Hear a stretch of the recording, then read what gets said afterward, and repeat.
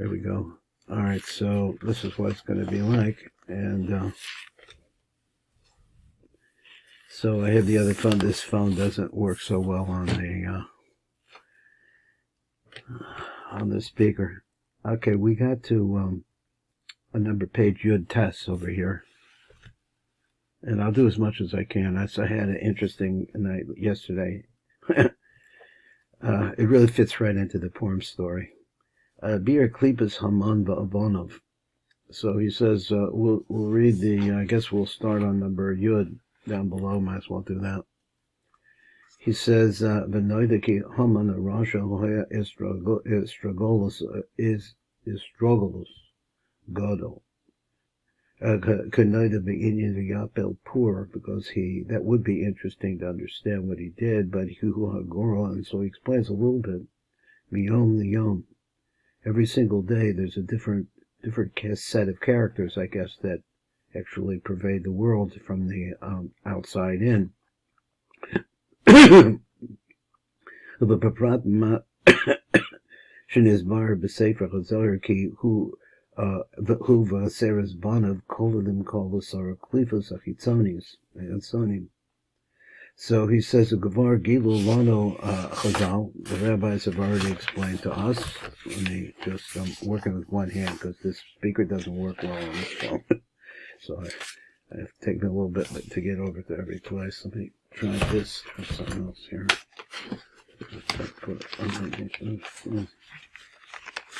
Okay. And he says, let's see what happened here. So he says, let me see, I'm so mixed up. That was number Yud, because, okay, it starts, I guess, on page Yud Test at the bottom. Gavar Gilu Lono HaChazal. The rabbis have already revealed to us. He says where? He says, one second. It's not working good, so just be what it'll be.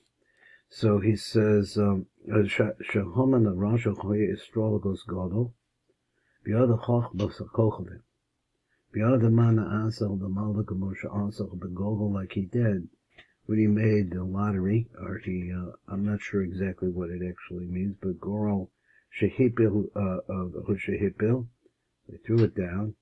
Kevin the Kavach of the Masach of the Omek Yediasa, so everything that he did was according to the depth of his understanding. He could actually tell from the stars different kinds of influences that were coming down into the world. Beyond the Yom and the Chodesh, every single day is different powers, and every single month is different. And specifically, that this is brought down in Rabbi Yaakov Cronenberg's book, when he talks about the difference between what he calls Chaldean astrology and Jewish astrology. That in Chaldean astrology, which is Asr, there's a certain amount of tumah that's involved in it. It has a certain power that they're able to leash. At any rate, Beprat B'Vishagodu Kohul B'Tumah Ad Ma'od, it said there was a tremendous amount of tumah that they work with. Look at the Esevitikoni Zohar. So he said that Haman Ubanam Kovim Kol Eser Spheros Shebaklipa. They had all of the klipos. They all the 10 spheros of the klipa. Okay, so now we're going to go down below into the Shefa, and we'll look a little bit at that. And I'll do as much as I can here. It says, Prati said, B'masha Kasa B'Sefer HaZohar, Zuhu V'Seres Bonav Kolim Kol V'Sora Klipas HaKitzonim. Klipim Hitzonim, he calls it. The Chorat Sarak Lahavi in Shahaman Yachad in the Sora Bonhod. If you add them up, they come to Yud Aleph Lo Eser. So here it says Eser, but the fact of the matter is there's 11 of them. V'ich Omer Kan Shehem Keneged as a sphere of the Kali. It's stated over there in many places. There's always 11 of them. It said the same thing. The Ketores has the ability to be able to take out particles of Kedusha from Tuma. It has that same thing, the Yud Aleph. It's really a 10 plus 1. So let's see how it goes. Patam hu shemelbad sheyesh sham as Eser Spheres Hatameos, so there's 10 spheres of Tuma.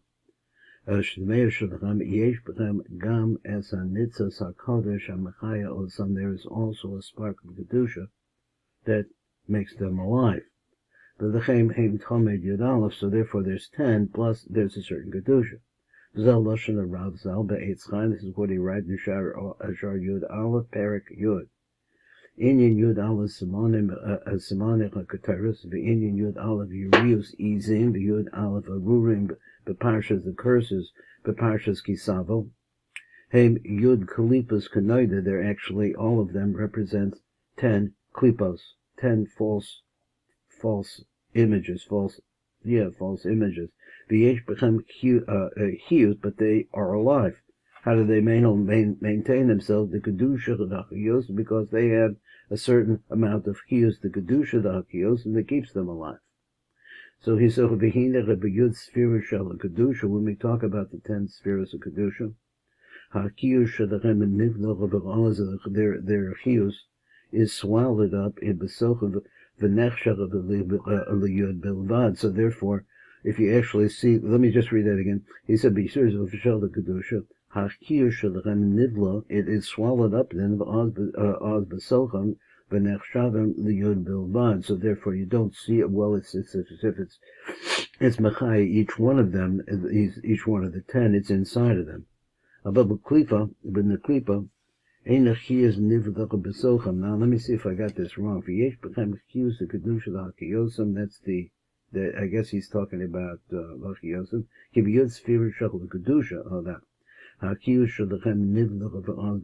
Then the Chiyus is really swallowed up into the Nechshon Layud Bilvad. Above the Klipa, the Chiyus is not swallowed up into them, it's not absorbed into them. Because the two cannot mix. Ak omed al rosham, but rather instead it's up above them.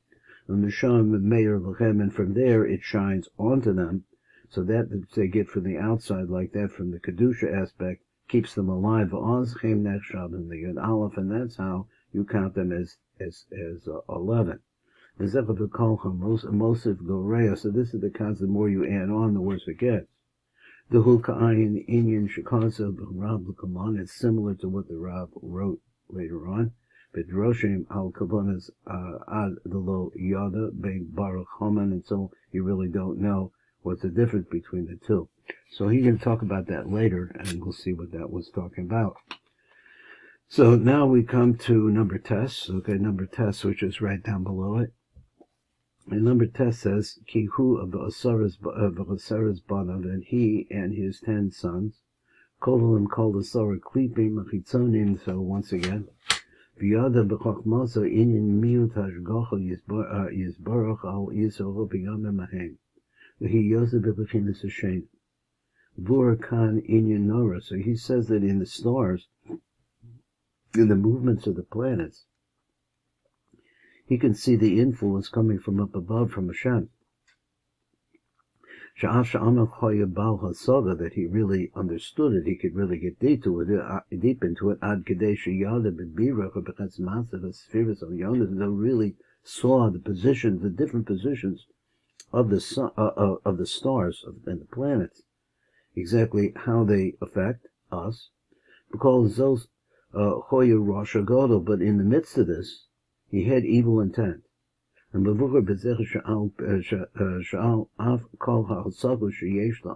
all of the thoughts that a person has, whatever he's able to contemplate and reach, you could be an astrologos, where you could actually see how Hashem's feeling is. This is what Rabbi Yaakov Cronenberg really excelled at, or we wanted to see, for example, that you had an important date with something that would be a judgment of some sort, and you understand, I know the things that he told me, he says that if Jupiter is very strong at that particular time, Jupiter is a very successful planet. On the other hand, Saturn, which is really our planets, Saturn is the opposite. Saturn is squelching things. So if you knew that you had this date You could put it on to the next day, and that's the way he starts his book, about talking about times when you could get married, or times it would be better to not get married, because of the position of the influences coming from up above, from Hashem.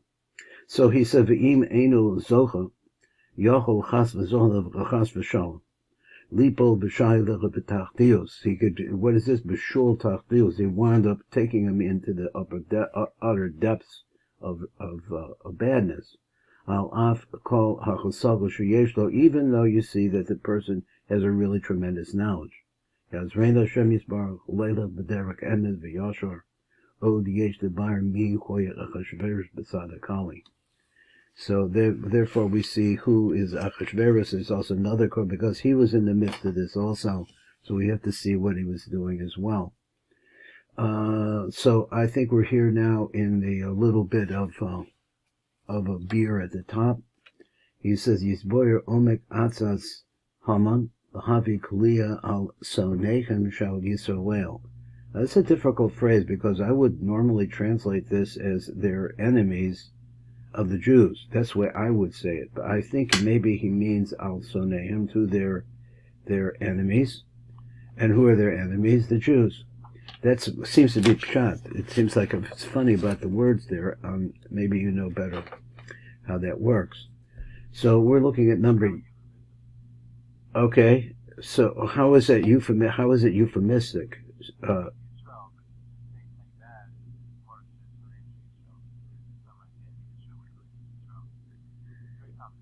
Okay. All right. Okay. Yud Aleph. So we see that in his Chachma, there is a limitation, that Hashem is not as close to the Jewish people. As a matter of fact, he's withdrawing from the people during those days. He said so that it be like the aspect of Shena. So therefore he considered, and it came up in his thought, in his heart, to destroy the Jews. So he knew all the hidden worlds, how they were organized. And he knew that there was such a thing as a dormita, where the Hashgacha of Hashem would depart. So that there would be this Hashgacha would be leading the Jews. And that's all for the face of what we're talking about, is that there would be a Nesira, and they would be able to come panim b'panim, that has to do with darkening Zer Anpin, so to speak, by his Mochin leaving and going into the Nook.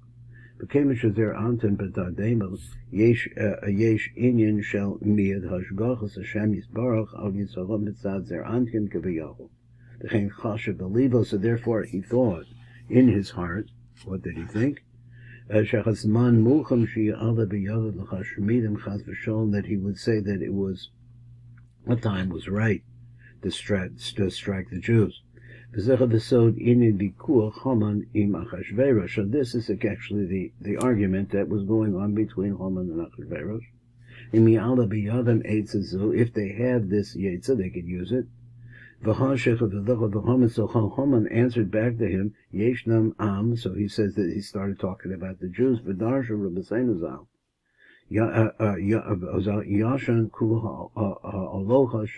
Their God, who portrays them, is who, what they say, their God who influences them, that they rely on, is sleeping. He's going to go to sleep. And understand this now, he says.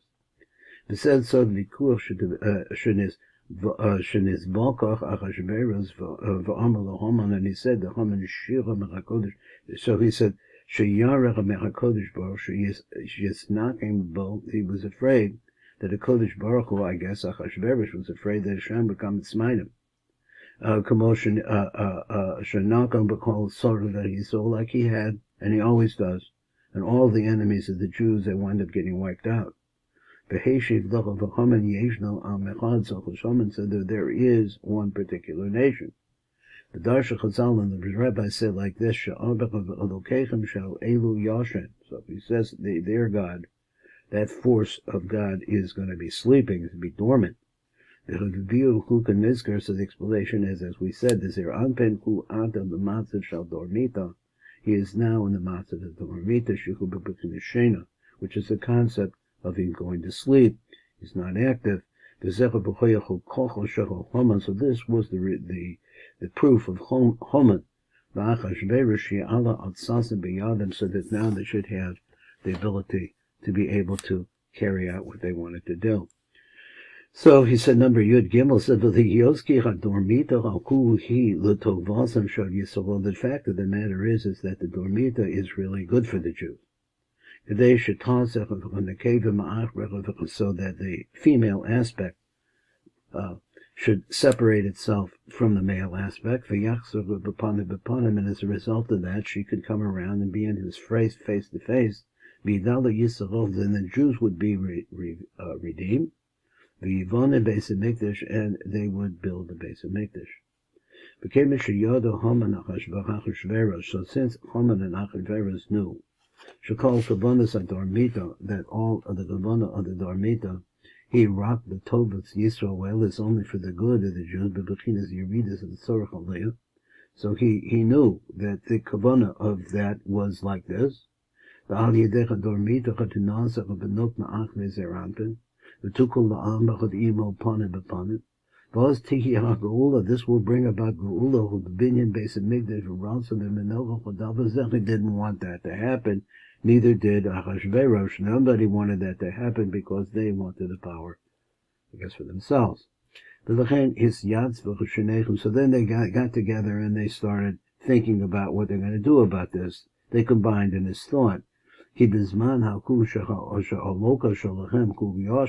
particular time, they have no protection. So now they could come out and they could destroy their enemy, which are the Jews. So that there shouldn't be anything left, not even the smallest amount, so that they could come and be fit for Geula v'Yidei Canaan through this. Lo Yidna Beis HaMikdash, they would not be able to build the Beis HaMikdash. So since they knew this, Kol Dormita, the Tavasa Yisrael, is really good for the Jews. And so they came and they advised, or they took thoughts amongst themselves. They want to make sure that the Binyan HaMikdash was never take place and nullify that process. And how do they do that? By destroying their enemies, the Jews. Bisman Zechashal Dormita wins a good time. He says at this time when the Hashgacha is missing from their God. So now Mela, when the time of the Gula would come, there wouldn't be anybody there to redeem. Below Yivdach a Beis HaMikdash, and as a result of that, there would be no Beis HaMikdash. Shuhum Makom v'Hashrosa Shchina, which is actually, that's what that is. V'Hashav Shri'alach Bezel B'Yadach Beis HaKi, so it came out that it will work out for them in that particular time. Sheyesh B'chinas Histalkos, because this is the time of Histalkos. Let me get over here a little bit more. Histalkos. 1 second. It's not the easy way to do this, okay? It's Haman, and he became known, would come to vision, the advice of, where am I? Hashgachacha Yisborach, Akabiyahu, Machmas, Dormita, Shel Zer Anpin, because Dormita of Zer Anpin. Okay, let me see if this will work a little bit better.